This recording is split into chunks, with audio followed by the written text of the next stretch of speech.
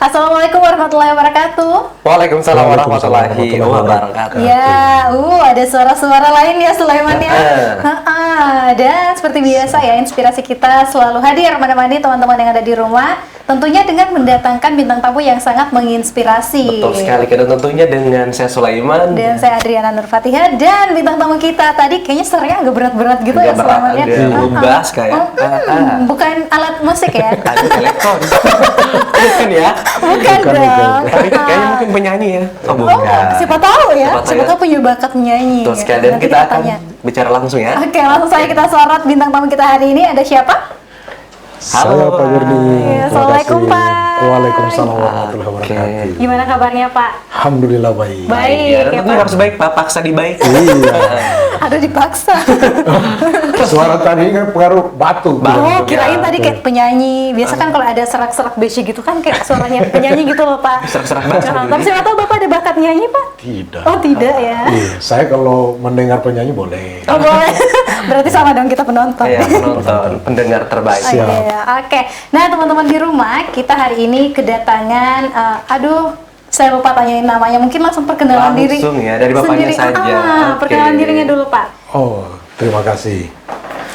Penonton Sutra TV yang berbahagia, saya adalah Jurni, salah satu direktur perusahaan Diamond Alpha Propertindo, dan sekarang kita sudah menjadi Diamond Alpha Group. Karena sudah ada beberapa anak-anak perusahaan yang kami sudah bangun, rintis. Oke. Ini akrabnya dipanggil apa nih Pak? Juru aja. Pak Juru. Pak Juru ya. Biasanya kalau dipanggil BJ. BJ. Oke, itu nama bahasa gaul ya Pak? Bahasa gaulnya. Pak Kan BJ. kita kan cerita gaul jadi. Oke, berarti gaulnya aja. atau bro gitu. Bro, boleh. Kawan. Kawan. Oke, Pak BJ aja kali ya. Pak BJ. Oke. Nah, Pak BJ ini kan adalah direktur Diamond Alpha Group ya, Pak ya? Siap. Dan saya ingin tahu dulu bagaimana ceritanya Pak BJ bisa berkecimpung di dunia bisnis. Terima kasih. Jadi memang bisnis ini adalah bukan sesuatu yang sejak saya lahir orang tua saya sudah memberikan bukan, belum. Tapi ini adalah sesuatu saya ambil bahwa jalan yang terbaik dan yang harus dilakukan, bahwa kalau mau kaya itu memang harus kita berbisnis. Ya. Sehingga saya harus berbisnis. Sehingga pada saat itu saya disuruh untuk jadi PNS. Pada saat itu jadi PNS memang gampang. Kita store ijazah sudah bisa. Saya memilih untuk tidak memilih.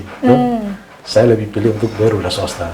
Nah, alhamdulillah dengan berwira swasta ini saya agak sedikit bahagia lah. Sedikit bahagia ya.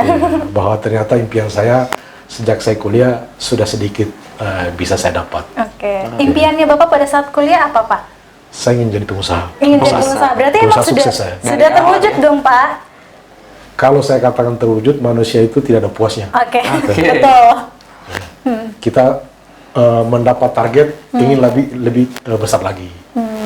Oke, tapi Pak sebelum berkecimpung di dunia bisnis ini, apakah sebelumnya Bapak sudah punya bisnis lain dari awal gitu Pak?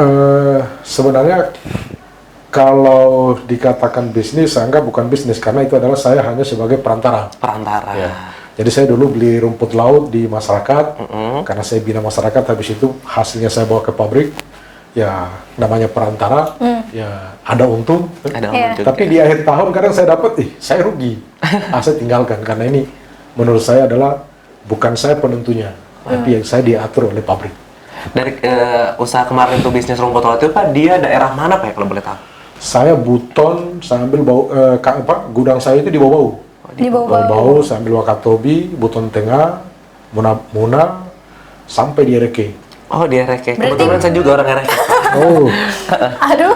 itu saya punya wilayah semua itu. Saya hampir jelajahi semua. Berarti emang udah di semua kabupaten di Sulawesi Tenggara Bapak udah pernah kunjungi? Sudah semua. Sudah semua. Dan Sudah itu semua. memang semua. Oh, tinggal satu. Apa yang tuh? belum. Konawe Kepulauan. Saya belum pernah ke sana, tapi saya sudah bangun usaha di sana. Oke. Usahanya udah sampai bapaknya yang belum ada di Iya. sana. Dan tentunya Pak ini usaha rumput laut ini di wilayah pesisir Pak ya? Pesisir. Pesisir. Karena di laut kan? Iya, Masa di betul. pegunungan. Iya dong, masa rumput laut di atas gunung. Aduh. Ada pohon pisang. Pada rumput. Oke, Pak. Nah, siap. Bapak mau mulai untuk apa namanya? untuk membangun karir di dunia bisnis itu sejak tahun berapa?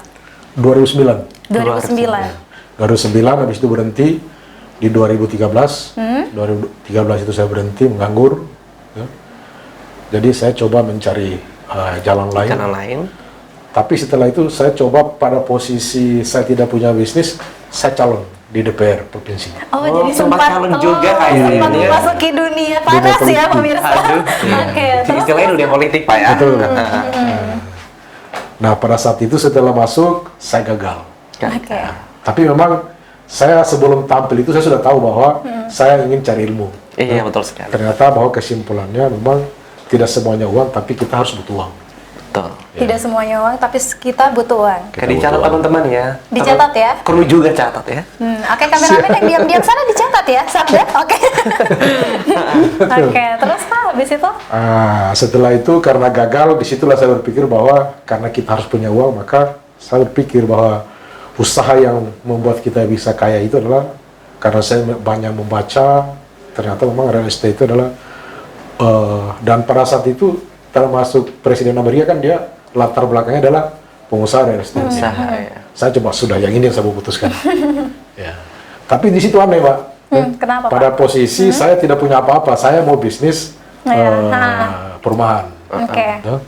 Nah ini mungkin yang bisa berbagi kepada teman-teman bahwa mari memulai suatu bisnis itu tidak harus ada uang di tangan.